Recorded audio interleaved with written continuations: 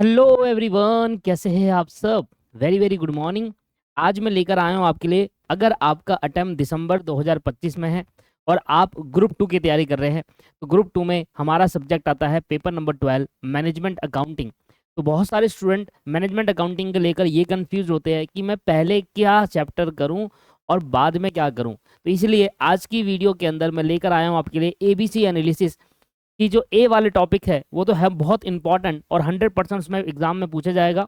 और बी वाले जो चैप्टर्स है, हाँ, पूछा तो जाता है पर वेटेज थोड़ी कम रहती है ए वालों से, पर पूछा जरूर जाता है। पर सी वाले टॉपिक उससे भी पूछा जाता है, पर अगर आप उनको छोड़कर भी जाओगे या उनको आप लीव भी करोगे तब भी आप 100 मार्क्स का पेपर अटेम्प्ट कर सकते हो, क्योंकि 2 क्वेश्चन छोड़ने के ऑप्शन हमारे पास होते हैं। तो आइए स्टार्ट करते हैं। सर, ए वाले टॉपिक्स कौन से हैं। देखिए, अगर अब मैं बात करूं तो आपने सबसे इंपॉर्टेंट टॉपिक हर किसी के मुंह से सुना होगा, that is called marginal costing and transfer pricing. आपके पास मार्जिनल कॉस्टिंग के 3 चैप्टर है, चैप्टर नंबर 3, 4 एंड 5, मॉड्यूल 3, 4, 5 जो है marginal costing, short term decision making and transfer pricing. इसको मैं पूरे को मार्जिनल कॉस्टिंग में कवर कर रहा हूँ। सर, ये ना बहुत इंपॉर्टेंट चैप्टर है, 2 क्वेश्चन तो कम से कम आएंगे आएंगे इसके अंदर, और 2 से ज़्यादा ही आते हैं मार्जिनल कॉस्टिंग के अंदर।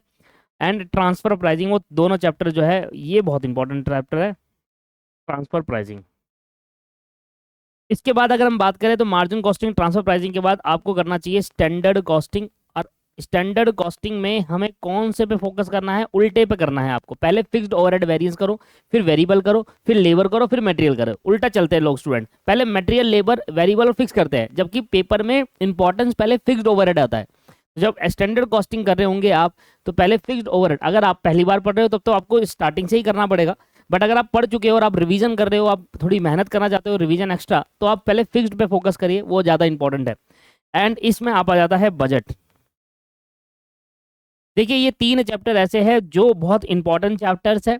बेसिकली मॉड्यूल 3, 4, 5, 6, 7, मतलब ये आपके पास 5 तक तो ये हो गया, और छठा और सातवां बजट और हो गया। मोस्ट इंपॉर्टेंट चैप्टर्स जिनको आपको हमेशा करके जाना चाहिए मैनेजमेंट अकाउंटिंग के अंदर, छोड़कर नहीं जाना चाहिए।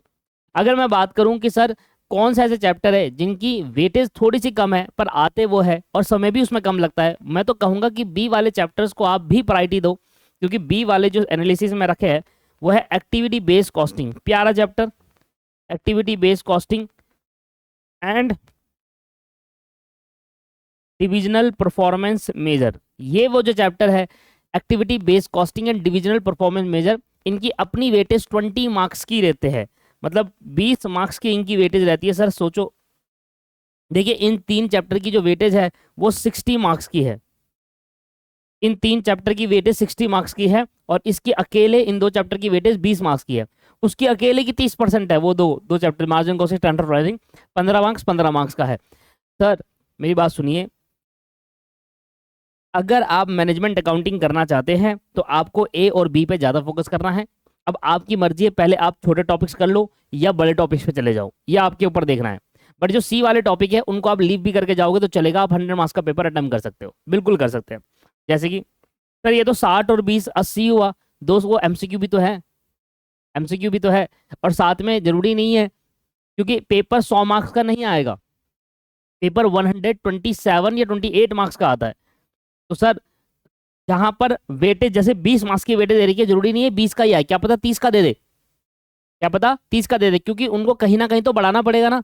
अभी मैं आपके लिए स्ट्रेटेजी लेकर आऊंगा, जब एमटीपी रिलीज हो जाएगा तब आपको बता दूंगा कौन चैप्टर से कहाँ से एग्जैक्ट मार्क्स के पूछा जा रहा है। अभी के लिए यहाँ पर सबसे जो छोड़ सकते हो आप टॉपिक वो है डिसीजन थ्योरी, पेपर में आता है no doubt. Responsibility accounting paper में आता है नो डाउट, और इंट्रोडक्शन वाला पार्ट वो भी पेपर में आता है। But sir majorly decision theory जो है अजीबो गरीब चैप्टर है, और इसको मैं हमेशा स्टूडेंट को कहता हूँ इसको लीव करिए। इसमें अगर इतनी मेहनत जिस पे करोगे उतनी मेहनत किसी और पे करोगे तो उस पर ज़्यादा मार्क्स ले आओगे। रिस्पॉन्सिबिलिटी अकाउंटिंग और इंट्रोडक्शन वाला पार्ट ये बिल्कुल थियोरेटिकल पार्ट है, अगर आपकी थ्योरी अच्छी है तो इनको पढ़ के जा सकते हैं। अगर आपकी थ्योरी अच्छी नहीं है तो आप इन 3 चैप्टर को लीव करके इन पे फोकस कर सकते हैं। बाकी अगर बच्चे को कहता है कि नहीं मुझे तो 80 90 का स्कोर करना है, तब तो आपको सारे ही करने पड़ेंगे, पर आप देख लो किस पे आपको ज़्यादा फोकस करना चाहिए। ठीक है, वैसे देखा जाए तो इंस्टीट्यूट के मॉड्यूल में ये भी 3 चैप्टर 20 मार्क्स की वेटेज कवर करते हैं। बट मैं फिर कह रहा हूँ कि पेपर 100 मार्क्स का नहीं आता, 128 मार्क्स का आता है। इसलिए 20 मार्क्स की जगह हो सकता है ये 30 हो जाए, 60 की जगह हो सकता है ये 80 हो जाए, ये 40 हो जाए। ऐसा भी हो सकता है। देखो डिसीजन थ्योरी का एक क्वेश्चन आएगा, रिस्पॉन्सिबिलिटी अकाउंटिंग का एक क्वेश्चन, इंट्रोडक्शन का एक क्वेश्चन आएगा, तो 7-7 मार्क्स के तो ये क्वेश्चन हो गए, 21 मार्क्स तो यही हो गया। 7 मार्क्स का एक क्वेश्चन आता है ना सर, 21 मार्क्स तो यही हो गए, 20 से तो ज्यादा हो गए, और कुछ एमसीक्यू भी आएंगे, तो ये 30 मार्क्स की वेटेज रखेंगे। बट अगर आप इनको नहीं भी करोगे तब भी 98 to 100 मार्क्स आप टाइम आराम से कर सकते हैं मेरे दोस्त। तो इस पे फोकस करिए जब ये अच्छे से हो जाए। अच्छा एक चीज और, बच्चा पता है क्या करता है, वो बाहर की चीज ज्यादा जरूर कर, भाई साहब पहले मॉड्यूल को कर लो, मॉड्यूल कर लो, वो अपने आप में बहुत इनफ है, उसके बाद पीवाईक्यू करो, इतना करके जाओ इनफ है, कुछ करने की और नीड नहीं है, मॉड्यूल एंड पीवाईक्यू, उसके अलावा कुछ नहीं करने की जरूरत है। तो ये है दोस्तों एबीसी एनालिसिस, इस पे ज्यादा फोकस करिए, बहुत जल्दी स्ट्रेटेजी आएगी, जैसे एमटीपी रिलीज होगा अगले दिन मैं स्ट्रेटेजी रिलीज करूंगा, ठीक है, उसके अकॉर्डिंग फिर काम करेंगे। बट अभी के लिए मेरी जब भी स्ट्रेटेजी आएगी, इन चैप्टर को तो मैं कंसीडर करूंगा ही करूंगा, तो इन चैप्टर को अभी से समझ लो ये स्ट्रेटेजी का ही पार्ट है, और इनको अभी से मैं करने लग जाता हूँ, ठीक है। चलिए, और अगर किसी बच्चे ने स्टैंडर्ड कॉस्टिंग पूरा देखना है तो स्टैंडर्ड कॉस्टिंग के पूरा चैप्टर डेमो लेक्चर में मैंने अपलोड किया हुआ है, प्लेलिस्ट आपको मिल जाएगी, ऐसे भी लिख सकते हैं stand management accounting class by Deepak classes, ऐसे करके तो आ जाएगा आपको डेमो, पूरा स्टैंडर्ड कॉस्टिंग का आप पढ़ सकते हो डिटेल में, अगर आपने नहीं पढ़ा है कहीं पर तो आप पढ़ सकते हैं। बाकी आज के लिए इतना ही, बाकी नए नेक्स्ट वीडियो में मिलते हैं कॉर्पोरेट अकाउंटिंग एंड ओएमएसएम के अंदर। Have a nice day, bye bye and take care. पहली बार अगर हमारे चैनल पे है तो चैनल को जरूर सब्सक्राइब करें और अपना सपोर्ट दिखाइए।